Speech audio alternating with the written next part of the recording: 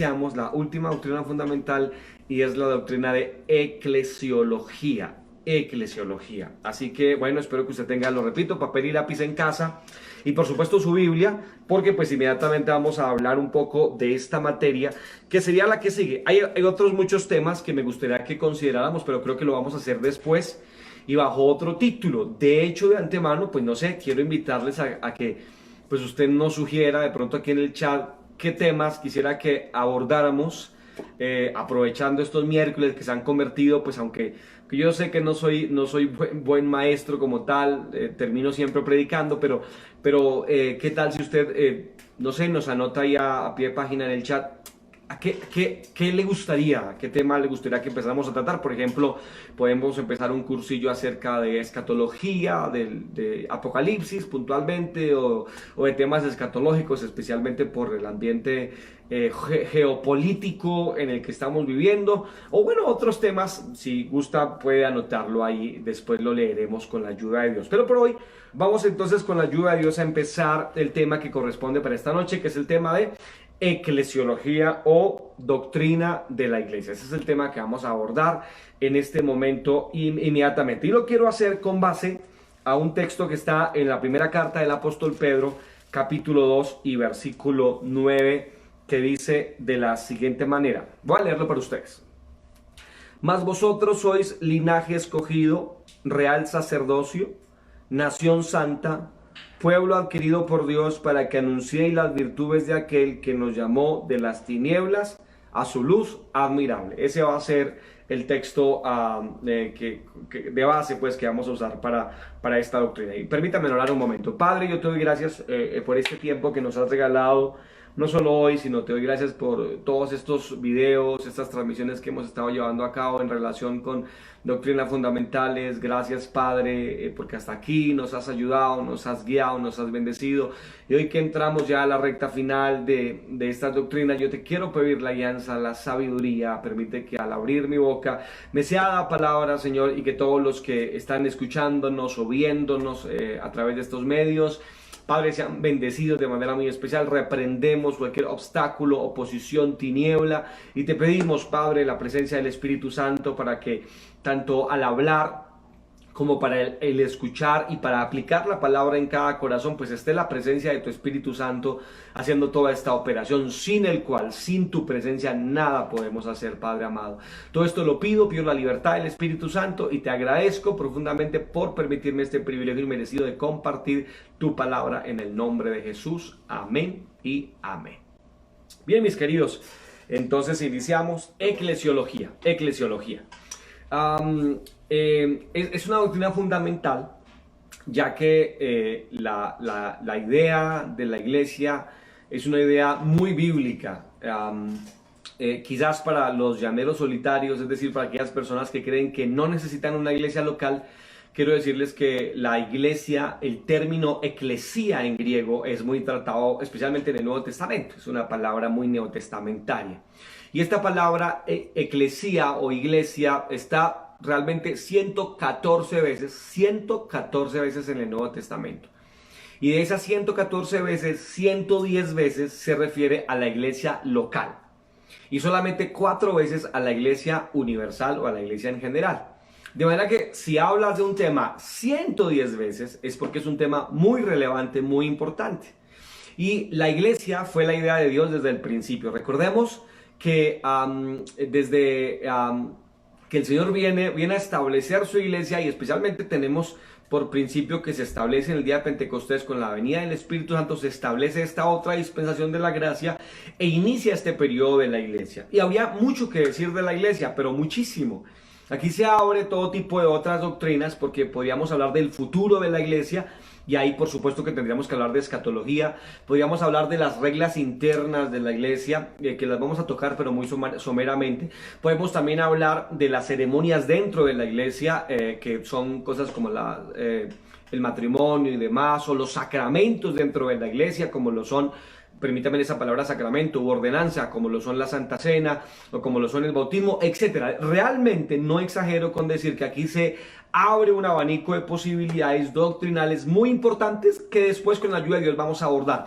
Por eso la eclesiología viene siendo, a mi juicio, y en su orden lógico, la última doctrina muy importante también como todas las demás a considerar. Empiezo diciendo entonces de esa forma introductoria que eso es grosso modo la forma en que el Nuevo Testamento ve la iglesia, y vuelvo a repetirles a todos ustedes que entonces no es la voluntad de Dios que un cristiano ande sin iglesia. Todo cristiano debe tener participación dentro de una iglesia, y me refiero a una iglesia local, ya que es muy bíblico. O sea, de antemano y tajantemente ya decimos acá que los llaneros solitarios cristianos no existen, no puede haber. Es decir, una persona que dice, bueno, yo no me congrego en ninguna iglesia, no tengo un pastor, no sé, no ofrendo en ninguna parte, no soy parte de ninguna comunidad, pero estoy haciendo la voluntad de Dios. Yo te diría, no la estás haciendo. No hablo de tu salvación, pero sí hablo de si estás haciendo la voluntad de Dios. La voluntad de Dios es que te congregues y que vayas a algún lugar. Recuerde que Juan capítulo 10 dice, habrá un pastor y habrá un rebaño, tal cual así lo dijo nuestro amado Salvador Jesucristo. Pero dando este abrebocas de forma introductoria, quiero contarles que hay 3 apóstoles especialmente que hablan de la iglesia en el Nuevo Testamento.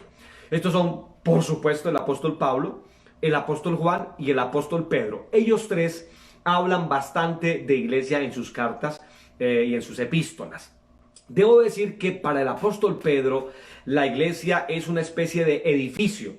Podíamos corroborar esto en 1 de Pedro 2:5, en donde el apóstol Pedro habla de que nosotros somos piedras vivas que se sobreedifican sobre la piedra del ángulo, como lo dice Hechos capítulo 4 versículo 12. Jesús como piedra del ángulo, es decir, como fundamento que nadie puede quitar. Jesús es la roca eterna, y sobre este fundamento se sobreedifica la iglesia, y tú y yo venimos a ser como piedras vivas. De manera que en la mente de Pedro la iglesia es como un edificio, como una construcción. Número 2, para la mente del apóstol Juan la iglesia no es un edificio. No que esté en desacuerdo, simplemente que él lo ve desde otra perspectiva, ya que el apóstol Juan señala a la iglesia como una familia, señala al Señor Jesucristo como nuestro hermano mayor, y nos habla, siempre que habla el apóstol Juan de la iglesia, nos habla en términos de familiaridad. Nótelo bien usted y verá que en sus escritos el apóstol Juan comúnmente dice que a las chicas de la iglesia las trates como hermanas, que a los chicos como hermanos, que a los ancianos y a las ancianas como padres. Y entonces para la mente del apóstol Juan la iglesia es una familia muy importante, y creo que habría mucho que exprimir en la visión de Pedro y en la visión de Juan de iglesia. Pero quisiera referirme especialmente, quizás el más famoso, que es el apóstol Pablo, de cómo el apóstol Pablo ve la iglesia. Bueno, queridos, la iglesia, según el apóstol Pablo, y me encanta esta forma en que él lo ve, es un cuerpo, ¿no? Textualmente, un cuerpo que tiene muchos miembros y donde tú y yo somos parte integral de ese cuerpo. Y quiero manejar entonces en esta breve doctrina fundamental de eclesiología, manejar ese pensamiento, esa visión que tuvo el apóstol Pablo, que es que tú y yo somos parte de un cuerpo, y el cuerpo es la iglesia, el todo es una iglesia. Pensemos entonces en la visión de Pablo por un momento. Ahora, debo decir que es importante que tengamos 7 principios fundamentales para entender la idea de la iglesia. 7 principios fundamentalísimos. Esto es muy importante realmente, porque creo que algunas misiones, pastores, predicadores realmente no tienen una visión clara de qué es la iglesia. ¿De qué es la iglesia? ¿Y de quiénes son la iglesia? Creo que ahí hay un gran problema, y por ende este problema se refleja en sermones sectarios, en sermones fuera de la escritura, más bien muy emocionales, sermones basados en concepciones muy propias, muy personales y no bíblicas. Y entonces, para que no nos pase a ninguno de nosotros esa terrible cosa, entonces te quiero dar estos 7 principios, que te los memorices. Bueno, si no los memorizas, que por lo menos los tengas en tu haber, para que si algún día escuchas algo que no es correcto, tus oídos marquen alerta y digas en tu corazón, esto no es correcto, esto no fue lo que yo he aprendido. Posiblemente voy a obviar algunas lecturas de versículos bíblicos y simplemente se los voy a dejar ahí, pues porque el tiempo lamentablemente también es corto, así que esto es muy importante. Así que vamos con los 7 principios en relación con la naturaleza de la iglesia. Ese va a ser nuestro tema, la naturaleza de la iglesia, porque como ya te dije, podríamos hablar de otras muchas cosas, pero quiero centrarme en la naturaleza de la iglesia. Primer gran e importantísimo principio en relación con la naturaleza de la iglesia es que existe solo un cuerpo o una iglesia. Les conté que quería referirme a la iglesia como el apóstol Pablo lo hace, que es un cuerpo, ¿no? Así que el primer principio es que existe una sola iglesia. En palabras del apóstol Pablo, existe solo un cuerpo.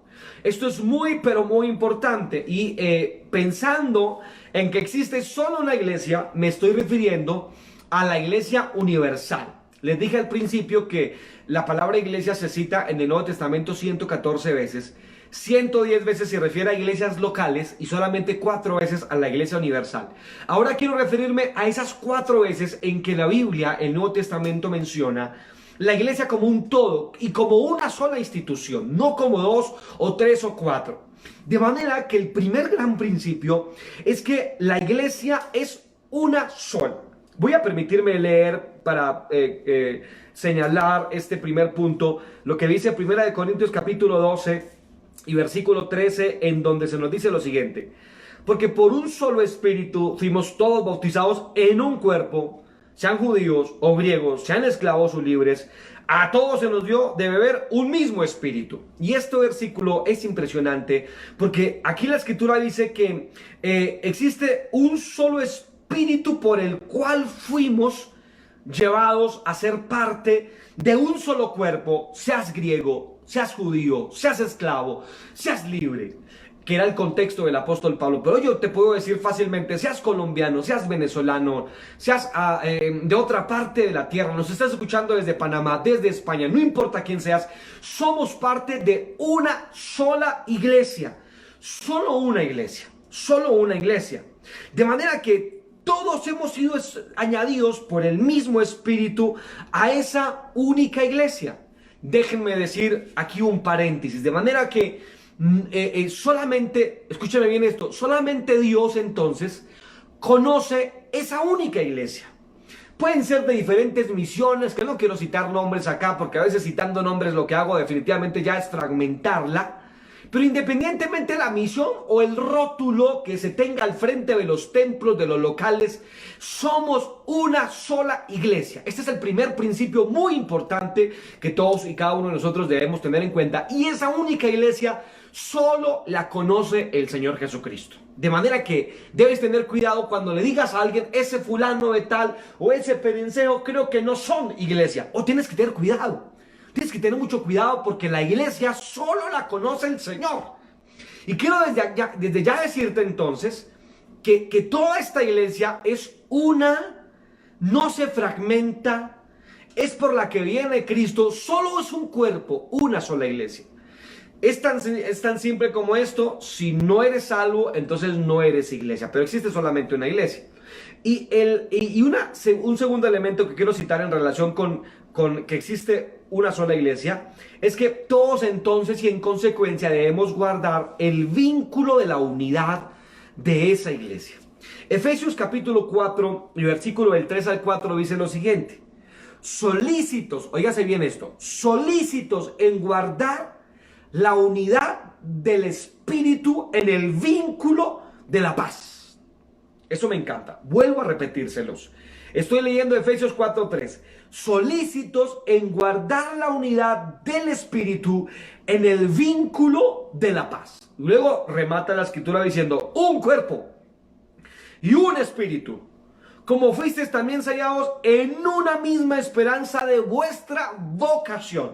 Todos los que hemos sido salvos compartimos ese cuerpo y por ende debemos trabajar solícitamente, dice el apóstol Pablo, en guardar el vínculo de la unidad.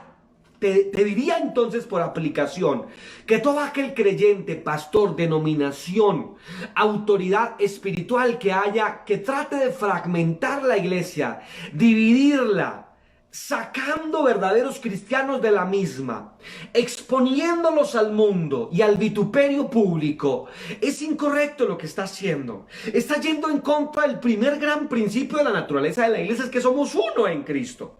Y por supuesto hablo de los que han sido salvos, no hablo de las sectas ni de los inconversos. Estoy hablando de los que somos cristianos, de los que somos creyentes. Y mis queridos, especialmente ustedes, queridos pastores, queridos líderes que continuamente estamos exponiendo la palabra de Dios, ten cuidado con no dividir el cuerpo de Cristo, porque el apóstol Pablo dice solícitos en guardar la unidad del Espíritu, porque somos un cuerpo. Así que debemos tener cuidado. Ese es el mandamiento implícito de entender este primer principio de la naturaleza de la iglesia, que es una sola iglesia. Pero qué importante es esto, ¿no te parece? Muy importante. Tú y yo somos una sola iglesia.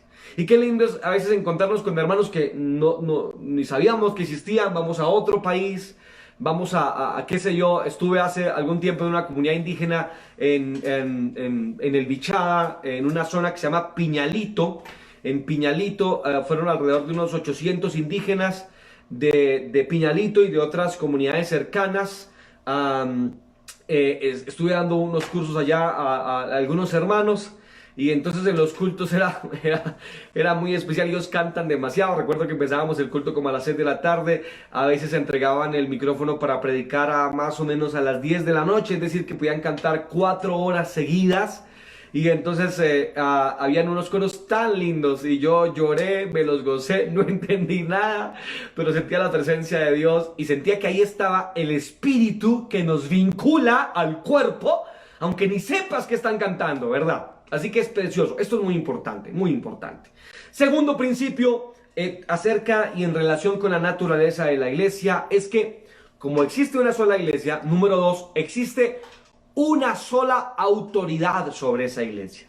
Número 2 es que existe una sola autoridad sobre esa iglesia. En términos del apóstol Pablo, existe solo una cabeza de ese cuerpo. No existen cuerpos con dos cabezas. Solo existe una cabeza de un solo cuerpo. De manera que no pueden haber varias autoridades dentro de esa única iglesia. Tiene que haber solo una autoridad sobre esa iglesia.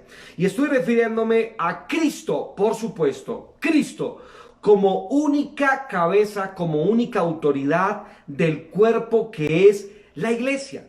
Aquí mismo en Efesios, pero en el capítulo 5 y en el versículo 23, el apóstol Pablo también señaló esta maravillosa verdad diciendo lo siguiente: porque el marido es cabeza de la mujer, así como Cristo es cabeza de la iglesia, la cual, la iglesia, es su cuerpo y Él es su Salvador. Aquí encontramos entonces que la única autoridad sobre la iglesia es Cristo. No hay otra autoridad. Óigase bien esto. No existen más autoridades sobre una congregación más que la autoridad misma de Cristo. Y la cabeza de la iglesia, la autoridad de la iglesia, básicamente está para dar tres cosas. Número 1, da dirección.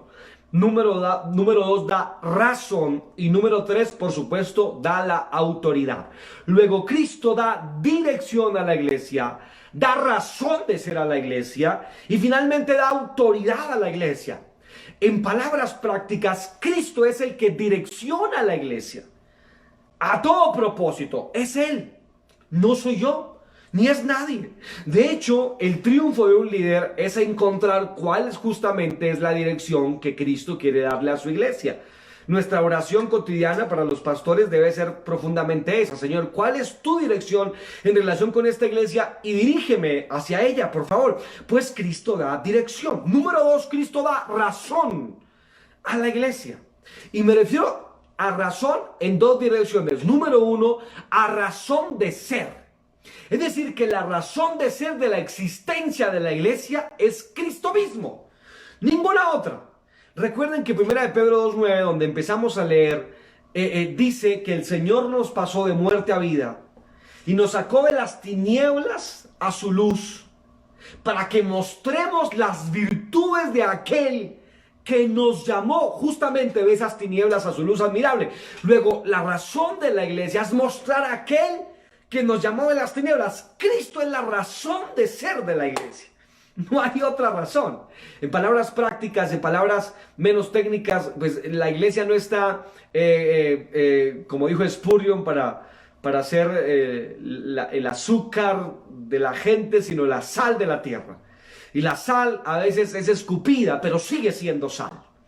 La razón de la iglesia no es caer bien políticamente, no es hacer cambios en la política, no es transformar necesariamente social o políticamente la sociedad, valga la redundancia, sino que la razón de la iglesia es mostrar a Cristo. No hay otra razón. Pueda que hagamos todo lo demás, que vendamos actividades para recoger fondos, que hagamos obra social, que ayudemos con algo. Esto es muy importante, pero la razón en sí de la iglesia es mostrar a Cristo como Señor y como Salvador. Así que esa es la razón misma. Ahora, el segundo camino en relación con que Cristo es la razón de la iglesia, es que no solamente la razón de ser, sino es la razón o la racionalidad misma de la iglesia. Por eso la persona más importante de la iglesia es Cristo mismo, no es otra persona. Y finalmente, número 3, les dije que da autoridad, y es que todo lo que hacemos en la iglesia lo hacemos en la autoridad de Cristo. Para quienes no han entendido el concepto, por ejemplo, incluso bautizamos en la autoridad de Cristo, aunque lo hagamos en la fórmula bautismal. Es decir, cuando bautizamos a una persona, y esto es lo que no entienden los unitarios, cuando bautizamos a una persona, la sumergimos. Entonces decimos algo como esto: yo como ministro de Jesucristo, estamos invocando la autoridad de Cristo, ¿lo notan? Yo como ministro de Jesucristo, es decir, con la autoridad de Cristo, bautizo a esta persona en el nombre del Padre, del Hijo y del Espíritu Santo, y la sumerjo, pero la autoridad es de Cristo, aunque la fórmula sea en el nombre del Padre, del Hijo y del Espíritu Santo. Cuando tú vas a reprender una persona, un espíritu inmundo de una persona, tú lo haces en el nombre de Jesús. Cuando oras por los enfermos, lo haces en el nombre de Jesús.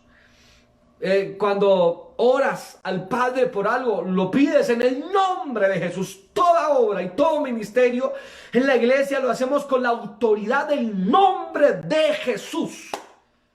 En el nombre de Jesús. No es la autoridad de ninguna iglesia ni ninguna misión. Tú no puedes decir a un demonio en la autoridad en nombre del renuevo te echo fuera, porque eso no importa en nada. Tú tienes que hacerlo en el nombre de Jesús, porque allí hay poder. Y la Biblia promete que bajo ese nombre se doblará toda rodilla de lo que está en el cielo, en la tierra y debajo de la tierra. Todo lo que existe se doblará, hasta la gente que se pierde.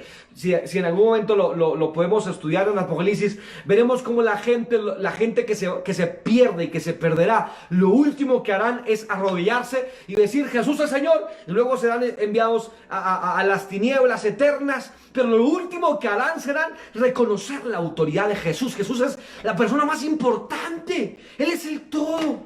El todo en la iglesia es Él.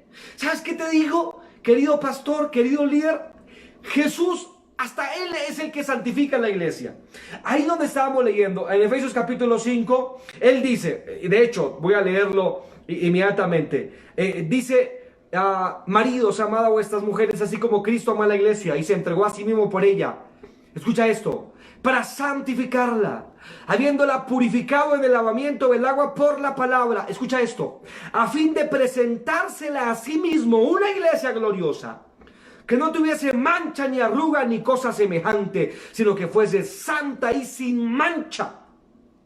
Qué texto maravilloso, que a veces pasamos por alto tantas verdades gloriosas que hay allí. Pero ese versículo dice que Cristo es tanto en la iglesia, tal es su autoridad, que hasta Él es el que santifica a su iglesia.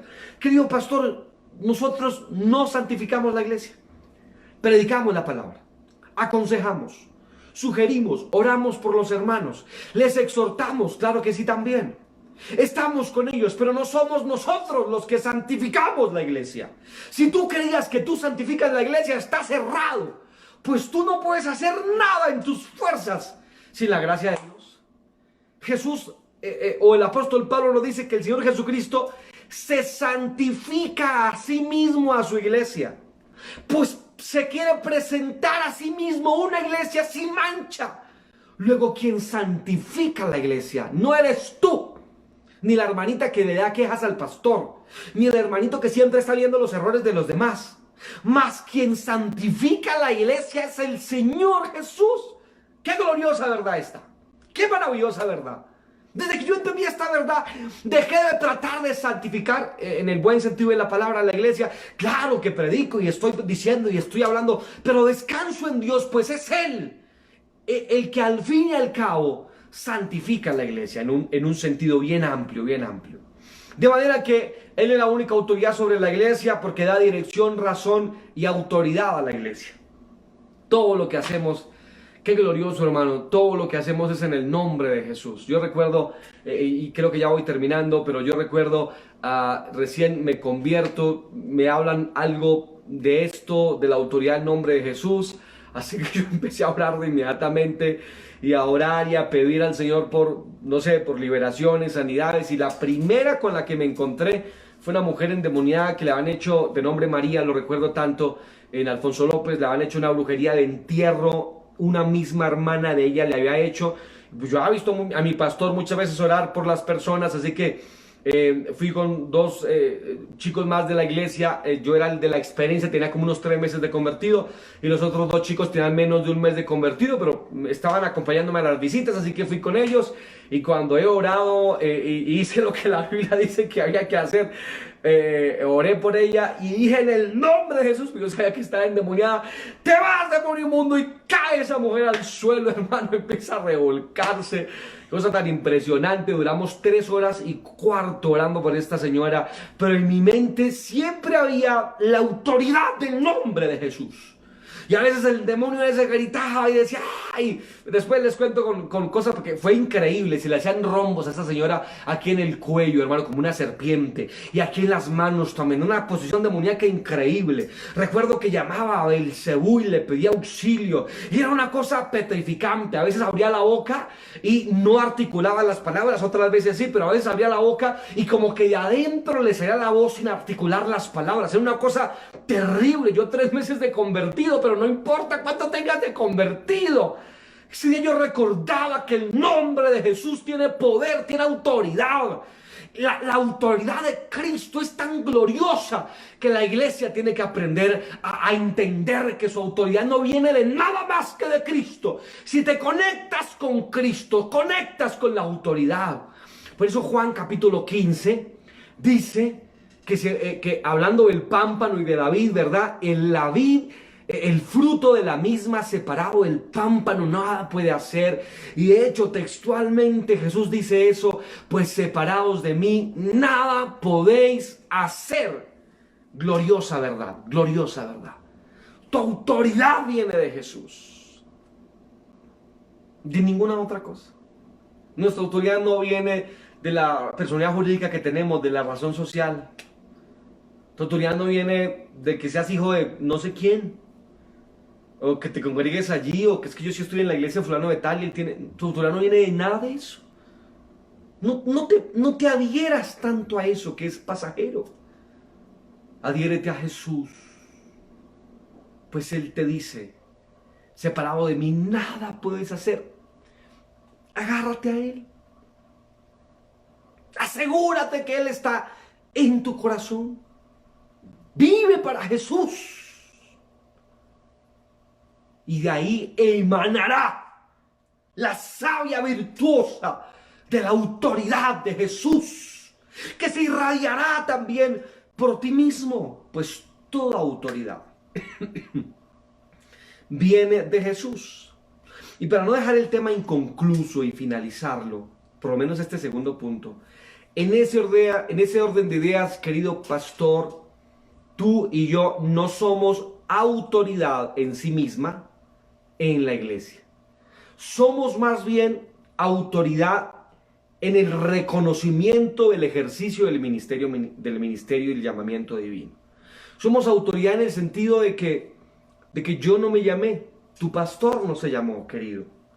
A tu pastor lo llamó Dios y lo puso en el ministerio. No es un trabajo o una vocación solamente, aunque son vocación y son trabajo, pero no lo minimices, lo simplifiques a eso. Es un llamamiento. El pastor fue llamado por Dios. Pero aunque fuimos llamados por Dios, no somos en sí mismos autoridad, sino el llamamiento que tenemos. Pero recuerda que en Jesús está toda la autoridad. Y Él tiene la autoridad para esta noche romper tus cadenas, romper tus prisiones, romper tus ataduras. Así que yo quiero terminar y en esta noche lo que quiero hacer es usar esa autoridad que hay en el nombre de Jesús para pedirle a Él que rompa toda prisión que haya en los que nos están viendo y escuchando. Que rompa toda fuerza satánica. Y si tú en algún momento has sentido opresión diabólica sobre tu casa, sobre tu familia, la autoridad de Dios puede venir a romper esas prisiones, esas cadenas, hacerte libre, romper toda fuerza de maldad, pues toda autoridad proviene de Él, del nombre que es sobre todo nombre, el nombre del Señor Jesucristo. Así que te quiero invitar, tú que estás en tu casa, en el Transmilenio, en donde estés viendo esta transmisión, aquí en Bogotá, fuera de Bogotá, en Barranquilla, en Panamá, si nos ves después en diferido, como donde te encuentres, hay poder y autoridad en el nombre de Jesús. Señor, yo te doy gracias por todo este grupo de hermanos que nos han estado viendo y escuchando, Señor. Y hemos hablado de la autoridad y hemos hablado de la unidad de la iglesia. Y entendemos, Señor, que somos una iglesia y que pertenecemos a una única iglesia universal, que solamente tú la conoces. Y que no podemos menospreciar a otros, Padre amado, porque tenemos que tener cuidado, porque solo tú eres quien sabes puntualmente quiénes son tu iglesia, y a ellos vendrás a recoger, y te esperamos. Y hoy decimos, Maranata, ven Señor Jesús, ven Señor Jesús. Pero también entendemos, Señor Jesucristo, que en tu nombre hay poder, hay autoridad. Yo quiero tomar esa autoridad, Señor, que hay en el nombre de Jesús. Y yo sé que tú eres la única autoridad que existe espiritualmente hablando, Rey de Gloria. Que no haya otra autoridad como la tuya. E invoco esa autoridad que hay en el nombre de Jesús. Pues quizás haya alguno de mis hermanos, o alguno de los oyentes, o alguno de los que nos ven, o alguno de los que nos verán que se encuentren atados, oprimidos por fuerzas diabólicas. Yo te quiero pedir en el nombre de Jesús que les desates. Te quiero pedir que rompas sus prisiones. Te quiero pedir que quebrantes toda fuerza de maldad, toda obra del maligno que agobie, que destruya o que desee hacerlo. Padre, lo reprendemos en el nombre de Jesús. Reprendemos las enfermedades, se van, lo hacemos en la única autoridad que existe, en el nombre de Jesús. Reprendemos toda enfermedad, toda dolencia, en el nombre de Jesús. Se va de los cuerpos, de las mentes. Reprendemos las brujerías, las hechicerías, todo engaño de las tinieblas, todo poder antagónico, lo reprendemos. Y yo lo hago en el nombre de Jesús. Fuera toda fuerza satánica, fuera toda obra de maldad, fuera toda ruina, toda miseria. La reprendo en el nombre de Jesús. Y saquen este atado de mente, de corazón, de espíritu. Oro, Señor Dios, para que se rompan sus cadenas y sus prisiones, Dios mío. Y todos estos hermanos y amigos que nos están viendo sean libres, pues hay poder y hay autoridad gloriosa en ese nombre maravilloso que es el nombre de Jesús. Y te damos gracias, Padre Santo. Gracias por tu amor. Gracias por tu bondad. Gracias por tu misericordia. Porque tú eres digno, porque tú eres precioso, porque tú eres maravilloso. Dios, gracias, gracias, gracias, gracias. Gracias, Jesús. Gracias, Jesús. Gracias, Jesús. Gloria sea a Dios. Pues espero que usted haya podido orar allá en su casa reclamando esa autoridad sobre su casa, sobre sus hijos, y cuando se sienta presionado, atado, invoque la autoridad en el nombre de Jesús, porque por supuesto que hay autoridad y hay poder en ese nombre que es sobre todo nombre.